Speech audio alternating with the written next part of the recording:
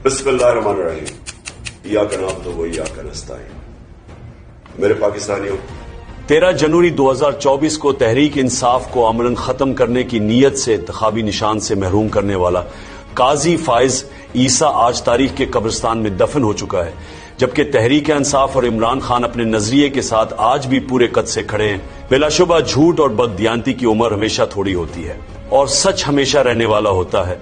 अल Qadir trust case में जज सरीगन गलत बयानी से काम ले रहा है। अल कादिर केस का ट्रायल हमेशा 11:30 से 12 बजे के दरमियान शुरू होता है। केस की समाअत के लिए 11 बजे का वक्त मुकर्रर था, लेकिन मेरे वकला की आमद से भी कबल करीबन 9 बजे मुझे इतला दी गई कि जज साहब आ गए हैं। मेरी नक्ल व हरकत जेल तक महदूद होती है और मेरा कानूनी हक था कि मैं वकला के हमरा अदालत में पेश हो सकता, जिनको अदालत की जानिब से 11 बजे का वक्त दिया गया था। पहले 2 मुकदमात में जज अबू हसनात और मोहम्मद बशीर मेरी अदम मौजूदगी में फैसला सुना चुके हैं। बिल्कुल इसी तरह इस केस का फैसला भी सुनाया जा सकता था, मगर मेरी अदम मौजूदगी का जवाज बनाकर फैसला मुआखिर कर देना इंतहाई मज़हका खेज और अदालती निजाम का मजाक उड़ाने के मुतरादिफ है।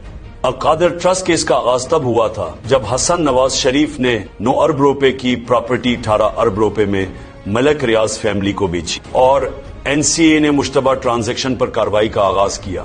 एनसीए ने ये उनसे सवाल किया कि ये जायदाद दोगुनी कीमत पर क्यों फरोख्त की गई। सबसे पहले तो नवाज शरीफ अपने बेटे का जवाब दे कि ये 9 अरब रुपए इजाफी किस तरह उनके बेटे ने मलिक रियाज से हासिल किए। जहां तक हमारे दौर में काबीना की इस हवाले से जिम्मेदारी का ताल्लुक है, तो ये रकम बराह रास्त एनसीए ने मलिक रियाज फैमिली के जरिए पाकिस्तान मुंतकिल की थी और हमारा फर्ज सिर्फ मख्फी रखने के इस मुआहदे को बरकरार रखना था और हमने पाकिस्तान के फायदे के लिए मंजूरी दी, क्योंकि इससे पहले एक साथ पाकिस्तान में इतनी रकम कभी नहीं आई थी। अल कादिर ट्रस्ट का इस रकम से कोई ताल्लुक ही नहीं। वो ट्रस्ट तो इस रकम की आमद से 1 साल कबल ही कायम हो चुका था और इसका मकसद सिर्फ और सिर्फ दौर दराज के तलबा को सीरत नबी सल्लल्लाहु अलैहि वसल्लम के साथ साथ दुनियावी तालीम देकर इनके लिए इल्म की शमा रोशन करना था। अल कादिर ट्रस्ट से मुझे या बुशरा बीबी को 1 रुपए का भी फायदा नहीं है। ये ट्रस्ट शौकत खानम और नमल की तर्ज पर एक फलाही इदारा है। इसको अगर बंद भी कर दिया जाता है तो ये रकम उन अफराद को वापस जाएगी जो उसके डोनर्स हैं। मुझे इस रकम से कोई फायदा है ना नुकसान।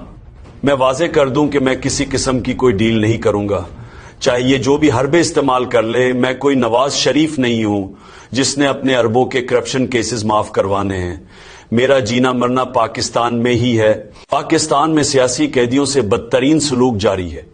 मिलिट्री तहवील में हमारे कारकुनान को सख्त जहनी और जिस्मानी तशद्दुद का निशाना बनाया गया। मेरे साथ भी बदतरीन सलूक किया गया। समी वजीर समेत दीगर कई कारकुनान पर बेईमाना तशद्दुद किया गया। हम इंसानी हुकूक की तंजीमों से मुतालबा करते हैं कि पाकिस्तान में होने वाली इस कानून और इंसानी हुकूक की पामाली पर एक्शन लें। हम इस हवाले से supreme court, Lahore high court और इस्लामाबाद हाई कोर्ट में दरख्वास्त दे चुके हैं, मगर कहीं हमारी सुनवाई नहीं हुई। हमारे पास बैनुल अक़वामी फोरम्स पर आवाज बुलंद करने के सिवा कोई दूसरा रास्ता मौजूद नहीं है। इस हवाले से मैं आलमी इंसानी हुकूक के इदारों को एक खत भी लिखूंगा ताकि इन बेकसूर शहरियों की सुनवाई हो। मेरा ओवरसीज पाकिस्तानियों से भी मुतालबा है कि इस हवाले से अपनी आवाज बुलंद करे। मुल्क में तहरीक इंसाफ को कुचलते कुचलते पूरे निजाम को ही रोन दिया गया है। मुल्क में माइशत का हाल बदतरीन है। बैरूनी सरमायाकारी तारीख की कम तरीन सतह पर है। SIFC और उड़ान प्रोग्राम बुरी तरह नाकाम हुए हैं। ग्रोथ रेट ना बढ़ने से मुल्क में बेरोजगारी में इजाफा हो रहा है। शानदार दिमाग और सरमाया मुल्क से तेजी से बाहर जा रहा है, क्योंकि किसी को उस मुल्क के इस्तेकाम पर यकीन नहीं रहा। पाकिस्तानी कंपनियां अपना कारोबार दुबई मुंतकिल कर रही हैं।